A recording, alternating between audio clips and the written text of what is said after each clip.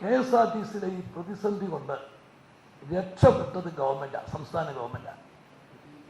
കാരണം സംസ്ഥാന ഗവൺമെന്റ് ഒരു പാഠമായിരുന്നു. ഈ പെൻഷൻ ബാധ്യതയെക്കുറിച്ച് ശരിക്ക് ചിന്തിച്ചില്ലെങ്കിൽ നാളെ അപകടത്തിൽ ചാടും. കാരണം നമ്മുടെ പെൻഷൻ ബാധ്യത കൂടുക എല്ലാ മേഖലയിലും. അപ്പൊ ഈ നില പോയി കഴിഞ്ഞാൽ നമ്മൾ കൊടുക്കുന്ന ശമ്പളത്തിന്റെ 2 ഇരട്ടിയായിട്ട് വരും 20 കൊല്ലം കഴിയുമ്പോൾ പെൻഷൻ. അപ്പൊ KSRTCയിലെ ഈ ബുദ്ധിമുട്ട് എല്ലാവരുടെയും കണ്ണു തുറപ്പിച്ചു.